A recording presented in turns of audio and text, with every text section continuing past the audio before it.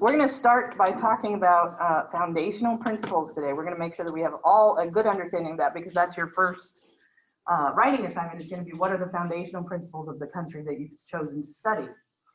So let's talk about them, and we're going to use the Americas to do it, because the Americas make a nice example of how societies are formed without all of the interaction with other societies. They do interact somewhat with each other, but because the Americas are built on a longitude instead of a latitude, they don't interact together as much as the Europeans and the Asian countries do. So we're going to use the Americas to do it. We're going to study the foundational principles. Now, the foundational principles of a civilization are many things, but the three I want you to focus on are geography, technology, and theology. These are the things that most, in my opinion, shape a civilization. So we'll start with the geography of a place. We're talking about its position on the globe, but we're also talking about, is it mountainous? Is it nurturing, or is it scarce? Is it a rich and fertile river valley where food is plentiful, or is it a place where you have to carve your living out of the very rock? You know, is it a place where there's large-scale shelter like cave systems or forests, or do you have to create your own shelter out of animal skins on a beach somewhere? Societies form where they have solved the problem of how to flee the weather and how to find the food. Those are how societies form, and the strategies that they develop are dependent on the geography of the place they end up. Now, you might think, well, if it's scarce, the food is scarce there, why don't they just move? And the answer is because there are always places with scarcer food. So if you find a place with a little food, you might still stay there because you've solved the problem of how to get food, even if it's a little harder than it probably, even if like 20 miles the other direction, the food is plentiful. You will still find a society that has built itself on the scarce place where they definitely found something.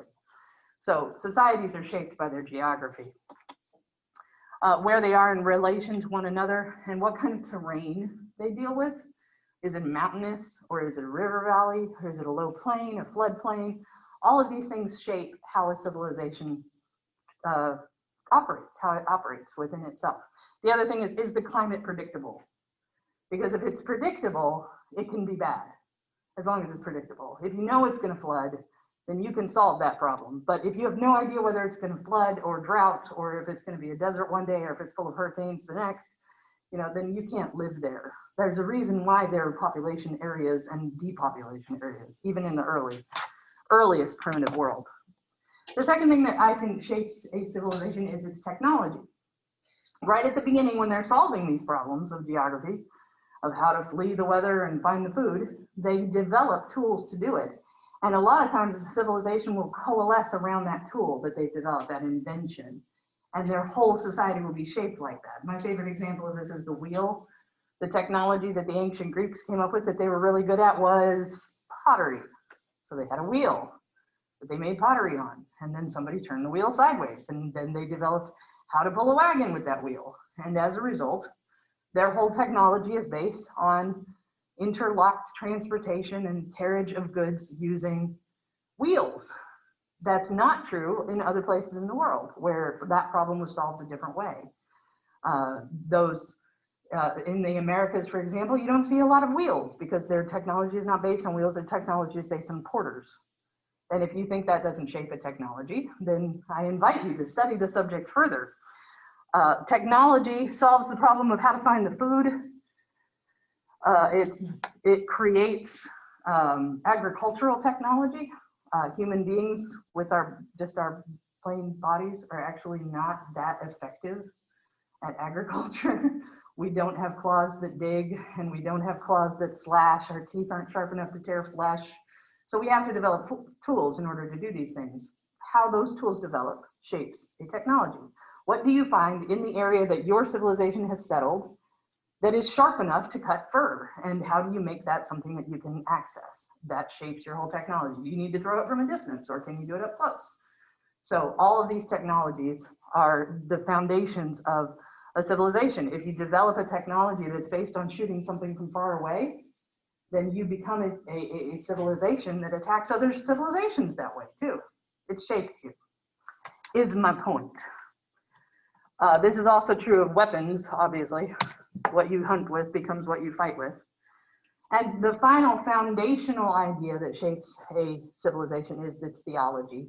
Everybody has to answer the question of what is going on with nature. And everybody has to answer the question of how to explain nature.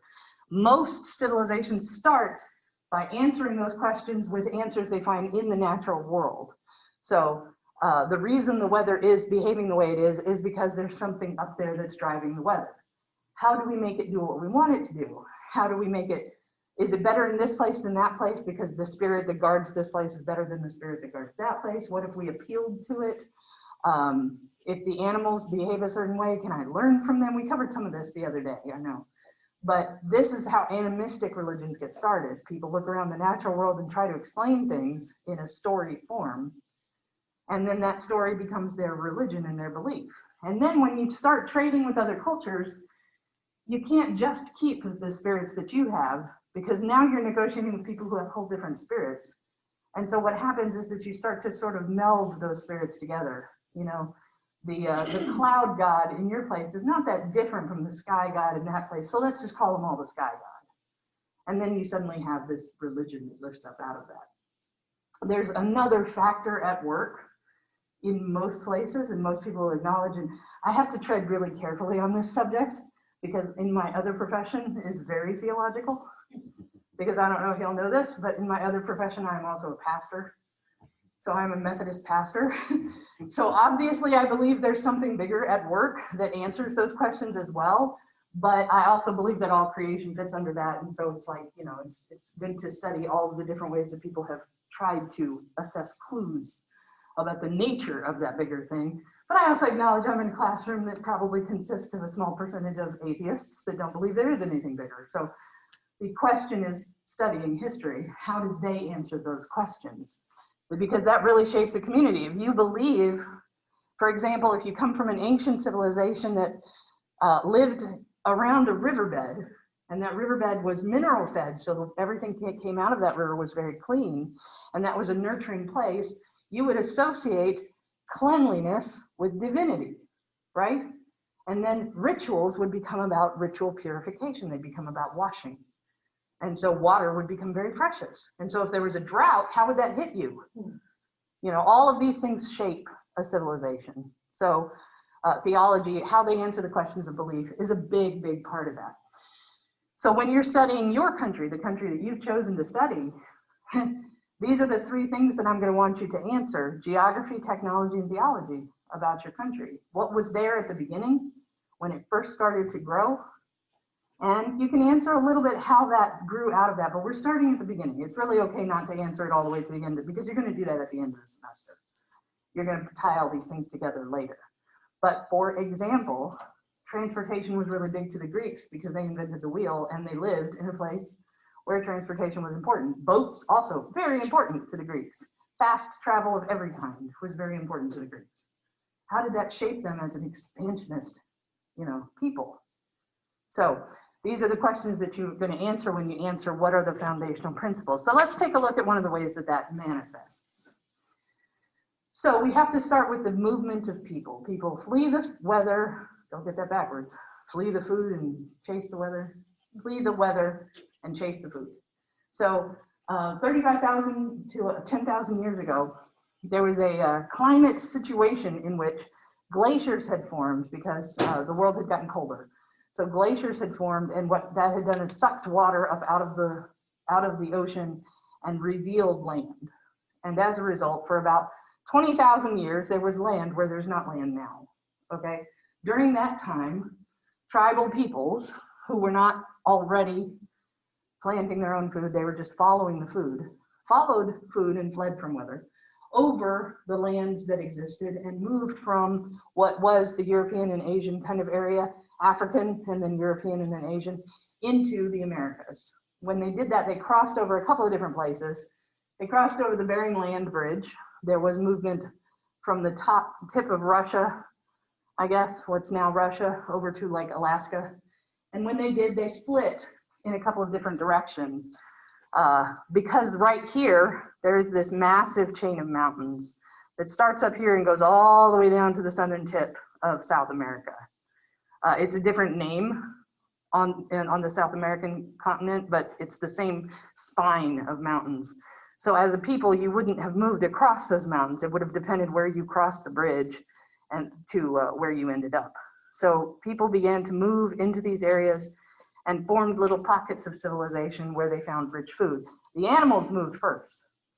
The animals moved out of Asia and out of Africa and out of Asia and followed this herd movement for over the course of 10,000 years, and the people moved with them. And then the temperature rose, the glaciers melted, not like overnight, but gradually. And those pieces of land began to be submerged again, and America was cut off from the development of Europe and Asia. During that time, now they crossed over the Bering Land Bridge, but it's interesting to me, and therefore I'm going to note it to you, that that's not the only place they came. There was also a movement across Europe. If you think about the way that Europe is laid out, do I have that? Let me see. Nope, I don't. If you think about like Finland, Norway, and then England, and then Greenland, Iceland, and then Greenland, great big islands. If you remember that the water level was down and there were more islands, it was possible to hop from one place to another. Yes. Is this one black? It will be. Oh, okay. I don't post it until after I give it because I'm likely to change it up until like 2 minutes. It'll be under start here. Okay. But I promise it will be. Also, we have evidence now that there was island hopping in the South as well. So all of that Moana stuff, that stuff is real. The thing where they came across the South Pacific and hopped all the way to the southern tip of South America, that's actually real. That actually did also happen. So there's an influx of people that hopped from islands that then became submerged and disappeared. So America was cut off. We don't know a whole lot about those primitive civilizations because we study history and they didn't document their history in a way that we recognize. So we don't know a whole lot about them except what they left behind. And they left behind some interesting stuff. I love you, Jordan, you're awesome. They're the Nazca. They're the Nazca lines. The NASDAQ is something else. And it's also mystical and we don't understand it. But the Nazca lines are gigantic carvings in the side of the hills of southern Peru that are really only visible from the sky. So like ancient aliens, people love to look at the Nazca lines and go, "Ooh, aliens flew over them. That's why they did that." We don't actually know why they did it. We have no idea. It's possible that hang gliding was a technology that they had. There's no reason why they wouldn't have had it. Hang gliding is easy to develop as a nation. So, and they were up in the mountains of southern Peru. It makes perfect sense to me that they would climb up to the top of a mountain and hang glide down, and that it would be nice to have a view. So they carved these things into the ground. I mean, it doesn't have to be complicated. But the truth is, we don't know. This is something they left behind. We have no idea why. The civilizations we know some things about are because of the agricultural revolutions that they went through. At some point, civilizations decide to stop chasing food and make it themselves. At some point, somebody suddenly has this bright idea of, what if we took the seeds from this thing we're eating and just planted them right here and grew the stuff here? And everybody goes, oh, can we do that? We need to clear some ground. Well, we can do that. We just need tools. And it goes through this whole revolutionary process. And it happens in waves. And you notice at about 10,000 to 6,000 years ago, there's waves of Neolithic revolutions that take place where suddenly a society is herding their animals. And they're still hunting and they're still fishing, but they control the hunting grounds better. And then they herd their animals and then they plant their food. And when that happens, they begin to invest in crazy things like religious practices, adornment. They make jewelry out of things instead of just scraping to survive all the time. They suddenly have time to develop fashion. And that's what we find left behind after Neolithic revolutions take place, is that we start to see fashions and trends and things that they're able to pass from one to another because they're sitting still long enough to actually do that. These Neolithic revolutions took place in North America. This group of people that moved across the land bridge here and into this area formed into tribes, which formed into family groups, which formed into clans, which formed into tribes, which formed into villages, and formed a massive ceremonial center, which is what happens when you have central gathering places that are ceremonial, called the Mississippian. and the Hopewell cultures. The Mississippian cultures were what they left behind for us to study, is that they built massive earthworks. They built mounds. The tall thing that they built was mounds. And under these massive earthworks were tall enough to be seen from quite a distance, and they put temples on the top of them. So it was easy to find your way to them. We know that there was a common worship of certain animals. There's very animistic religions. The falcon or the eagle was a common representation of the sky god. The snake was a common representation of the underworld god. And that stretches across this whole area so that you can kind of see similarities between their beliefs, and the reason for that is because they traded with each other. So the Mississippian culture and the Hopewell culture, which were related but not related, but had a lot of the same beliefs and the same practices. One example of one of these earthworks that still exists that you can go visit is Cahokia, and it's well, it's right here, kind of here in the Ohio River Valley a little bit. And as you, from the air, you can tell what a massive thing this was. If this is the mound that you're seeing up here, this is the mound, then this is all of the villages and everything that spiraled out from that. You can still see carved into the ground where the structures would have been. This was a city. This was a city in the middle of North America 15,000 years ago. So 10,000 years ago. I should be careful. Anyway, so approximately 10,000 years ago. So this was a culture that developed in North America and then fell apart, and we're not really sure why. Probably it was something to do with the weather. Maybe it was something to do with disaster of some kind. There are volcanic residues in some places. A volcano does not have to wipe out your town to wipe out your town. A volcano can go off, and then the ash can make it so that you have a really bad planting season. You know, it can be destructive even if it doesn't hit your town. Whoa, sorry. Sorry, turkey vulture, cow vulture, whatever they're called, just perched on the window for a second. I was like, I didn't do it. They're all over the place. Seriously, startled me. Anyway, so this civilization, whatever it was, collapsed, and the people spread out and formed into smaller, more mobile tribes. And that's probably closer to what we're familiar with today. The tribes that they formed, the Cherokee, the Choctaw, the Iroquois, you know, all of those families of tribes kind of formed out of this disintegration because they separated, and then they developed their own languages and their own practices, and still were able sometimes to trade with each other, but they never formed back into a cohesive thing. The ones that went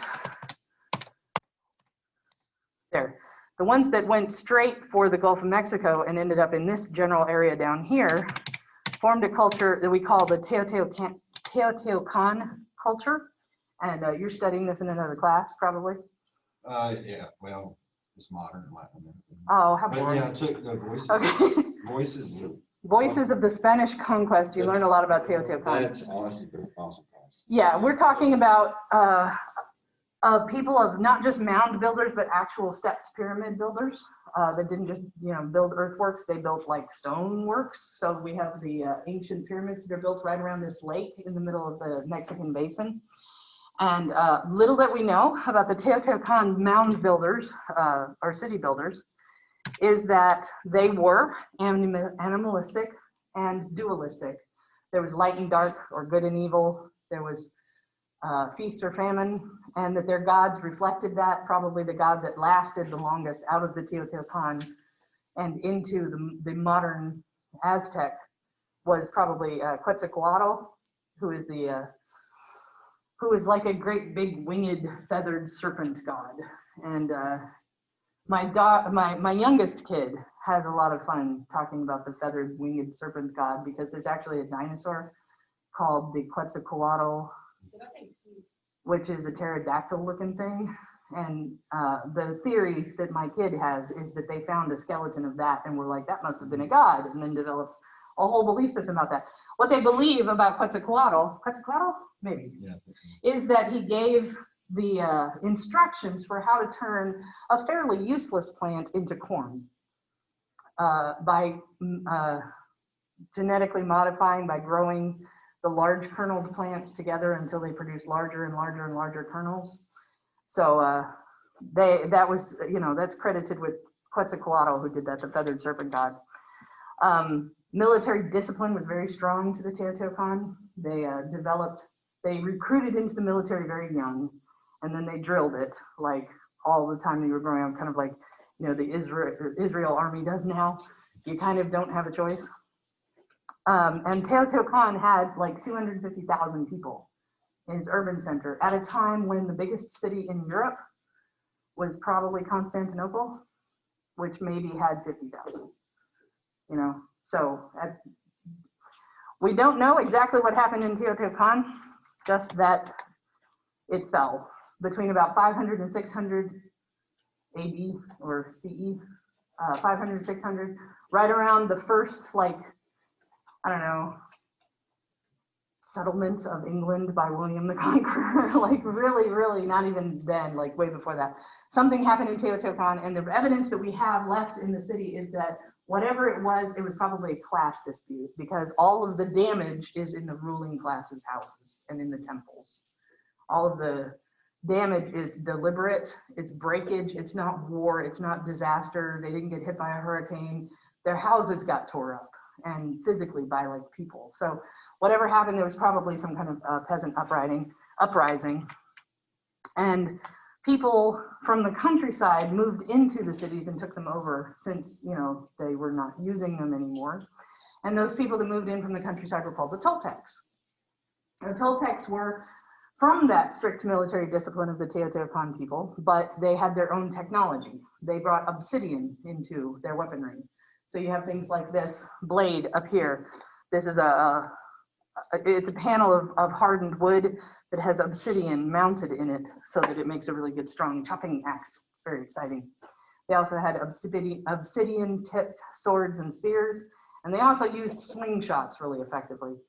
The Toltecs were a powerful military people. They had Quetzalcoatl, they had the feathered serpent god, and then they also had the snake underworld and the sky god. They had a whole pantheon of gods. But because they required human sacrifice, and they'd rather not use their own people for that, they went and got people from other places. Your best bet was to probably make peace with the Toltecs and not be one of the places they got their human sacrifices from. And that carried forward into the Aztecs too. But over time, the Toltecs took over a huge area of Central America. At the same time, rising from the same thing were the Mayans. And the Mayans covered this whole area basically. And then something happened to the Mayans right around the same time as Teotihuacan collapsed. The Mayan people, urban centers also collapsed. So whatever class dispute it was that they had in Teotihuacan, they had it in the Mayan cities too. And the only part of the Mayan culture to survive was up here at this very tip. Geographically, foundational principle geography, why would they have survived while the rest of their people didn't? Yeah, it's an easily protected, defensible area. Yeah, because it's a peninsula that sticks out into the ocean. So the Mayan cities that were down here fell, and Chichen Itza didn't.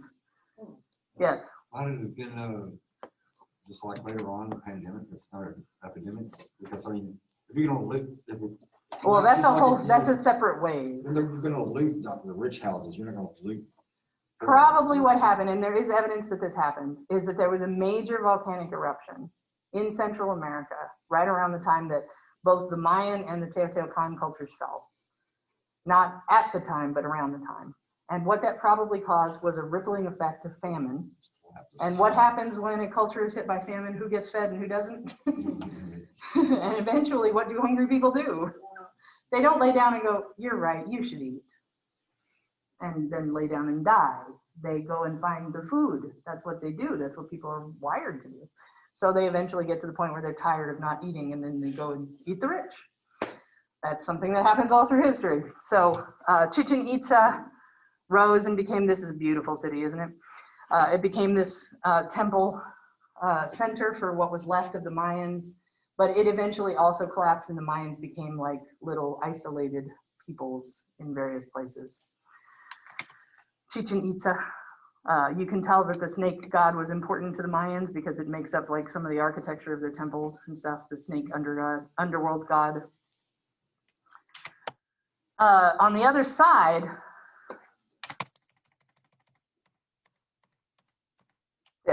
okay, on the other side of this migration, on the other side of this mountain chain that is down here, is also the mountain chain that cut off a whole nother group of people.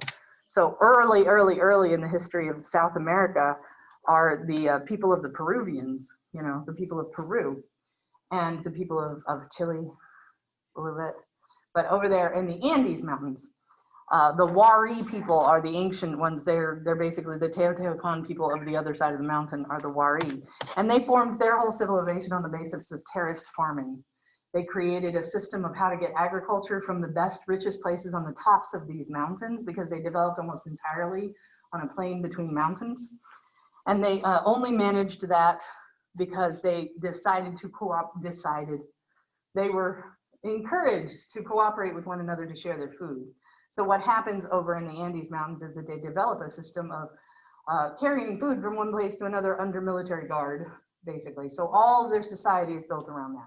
The chieftains who control the food locally, but have to answer to the higher power, who then have to provide soldiers, but you want your soldiers to be well fed, so you go ahead and make sure every village has its own food. It all develops out of that necessity that's caused by the fact that these mountains are so desperately impassable.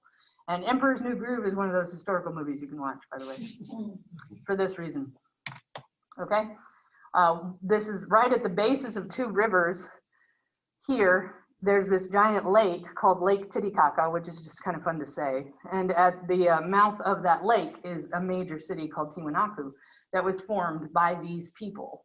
And that city was like Teotihuacan. It was a huge city. It was well settled. It was well classed. They had control of all the local areas. They had tributes coming in from everywhere, and then they fell. And when they fell, another population came in and moved in, and that population was the Inca. So that happens several times in South America, doesn't it? It rises, it forms a city center, the city center gets bigger and bigger and more powerful, and then the people get upset and they fight, and then it falls apart. And then another people moves in, and the same thing happens over and over and over again. What happened over there in the Mexican basin was a group of people that kind of filtered in from the southern part of North America, from like, you know, Louisiana, Texas, a little bit New Mexico area, filtered down into the Toltec who took over Teotihuacan. I don't know if you remember, that was a long time ago. They filter in and they begin to work for the Toltec as mercenaries. And they begin to rise in power and make themselves irritating until the Toltecs basically, but they have this belief amongst themselves, the Azteca, that they are being guided to a new place to live, and that's why they came south to begin with.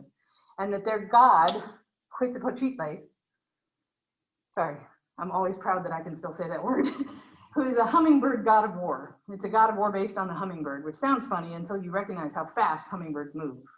Have you ever been attacked by a hummingbird? You don't want to be. That's a bad news situation right there. But hummingbirds move really fast, they're very agile. So their god of war of the Aztec was the hummingbird, and it was Quetzalcoatl. And Quetzalcoatl was arguably more powerful than Quetzalcoatl. So, and Quetzalcoatl was leading them to the new place they were supposed to be, and they would recognize it when they saw an eagle perched on a cactus. That was the myth. Probably what actually happened is that they pissed off the Toltecs to the point where the Toltecs kicked them out of the cities and said, go find someplace else. And the only place that they could retreat to was this completely unwanted island in the middle of the Lake Texcoco, which is here. Okay, so, well, you know, that's not very useful, is it? Yeah, okay, so in the middle of this part, there's this gigantic lake, Lake Texcoco. And in the middle of it is an island that's covered with cactus. So eventually an eagle's gonna land on one of them, right? So nobody wants this island because it's covered with cactus. They move out onto the island and they clear it, and then they begin to expand it with the use of chinampas, which is like when you take reeds and weave them together with dirt and create like a floating island that's actually really, really super strong, and then attach it to your land until your land just grows and grows and grows, big enough to support temples and big marketplaces, and that becomes Tenochtitlan, the capital of the Aztecs. And then they come back to shore using the causeways that they built, and they raid and they take over, and the Toltecs fall to the Aztecs. and the Aztecs take over handling this massive tributary empire that the Toltecs had developed. So on this map, you can see kind of, this is the Toltec homeland. This is Toltec control. And the Aztecs take over pretty much all of this, okay? And Tenochtitlan is at the center of this with its sacred precincts and its marketplaces and all of that kind of stuff. This is what is sitting in the middle of Lake Texcoco when Cortez arrives, this massive city. So yeah, they form alliances with other city-states, Tlacopan and Texcoco, but they're always the big sister, big brother of that alliance. They're always the biggest guy in it, so they can pretty much boss the other ones around. I'm running out of time. No. Okay, so their geography shapes them because they're out in the middle of a lake, which makes them very easy to defend. They've got causeways going out to the lake, so there's their geography. Their technology helps them because they have all of the long distance of slingshots and arrows and the short distance of obsidian swords. Their theology influences them because they are people that practice. They believe that their God gave them food. They believe that their God led them to where they were going, and they believe that their God requires sacrifice. So all of those things determine a lot of what shapes them as a civilization. It is a tributary empire. You all know what tributary means? Well, what's a tributary river? What does that mean? Anybody? It's okay. I'll wait. I'm not running out of time that fast. Right, okay, a tributary river feeds a bigger river, right? So a tributary empire is an empire that is fed by the smaller pieces of other places. They don't necessarily have to control the whole area, but they are definitely going to receive from those areas. And if you don't feel like your village wants to give, it's this document, this is documented history. This document here is like an order form for what tributes are owed to you from your small city state or whatever. It's there are tallies there are amounts, there's writing, and the writing is well, probably the writing is not, but I don't know. But each one of these symbols represents a certain number of a certain product, and this is your order. This is what you will need to provide. And somewhere in there is a tally of sacrifices. And if you don't feel like giving them, that's fine. We'll come and get them. You want us to come and get them? Bring our soldiers and come and get them? Because we will. No? Oh, okay. Thanks. You know, that's pretty much the whole attitude of the Aztecs. You don't really want them to march into your area and take. You just want to. So they're constantly traffic coming in and out of these causeways, going into. Here's an example of a chinampa, this woven ground that creates. The nice thing about chinampas are you can farm them all year, because they never run out of water, and they never get too hot, and they never get too cold, because they're sitting on top of the water, so they're fed from underneath. Doesn't matter how much rainfall you have, there's always enough water. So chinampas are extremely productive agriculture. So Tenochtitlan is very self-sustaining, but it's also tributary, so it's also very, very rich. Here's an example of one of the long-range spear throwing weapons that they had. So yeah, you really don't want these major cities and these major city centers. I want to give you an idea of the scale of them, okay? Because in the Aztecs traveled into the area around 1300. So think about what's happening in history in 1300 AD. I mean, what's going on in Europe? Does anybody want to guess? It's okay, we're going to cover it a little bit. But just to give you, yeah, knights on horseback are fighting in Europe. Okay, that's the era we're talking about. We're talking about the medieval kind of, not really dark ages because we're on the other side of 1099, but you know. Are we going to the Crusades yet? Yeah, the Crusades have started.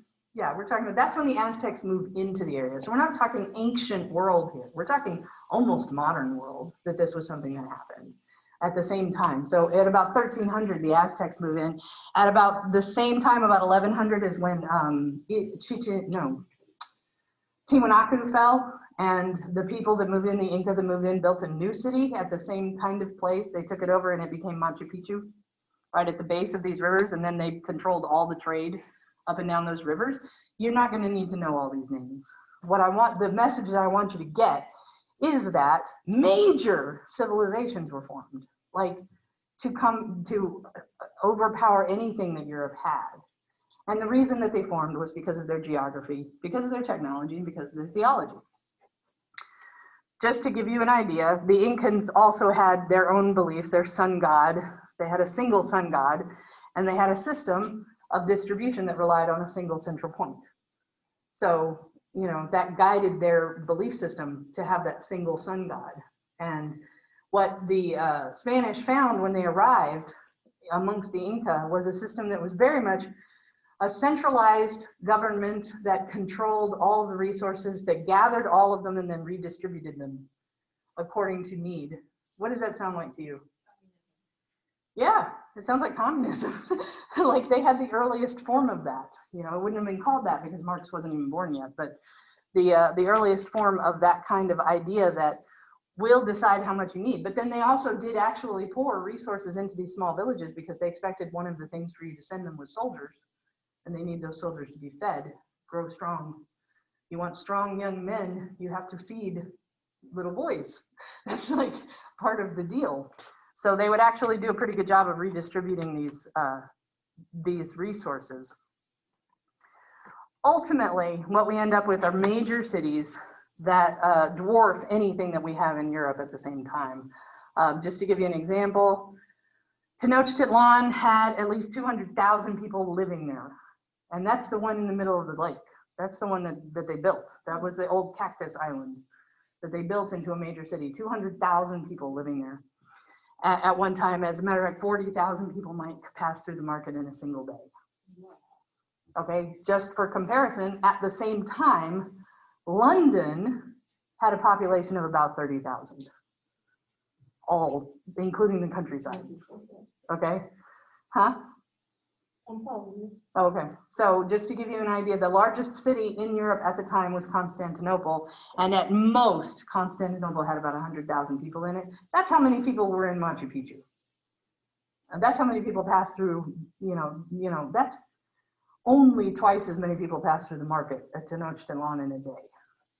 So these worlds have not collided yet. Europe and the Americas had not collided yet. That's going to happen shortly, though. We're talking about 1300, 1400, and then the Spanish arrive, and then everything changes. And why does everything change? Because the Spanish are gross. They are germ-ridden, but we'll talk about that later. The point is that the point of this is to show you how a foundational principle can guide what shapes a civilization and why it's important for you and the country that you've chosen to pay attention to those things, because the fact that your country is located on the top of, you know, like your country's Finland. Who has Finland? Yeah, okay, so your country is located pretty far north and is made of ice, and therefore the people are going to be shaped by that, right? They're also going to be a seafaring people because there's access to water. Whereas if your country is in the middle of, you know, the Sahara, it's going to be a very different civilization. Geography, technology, and theology.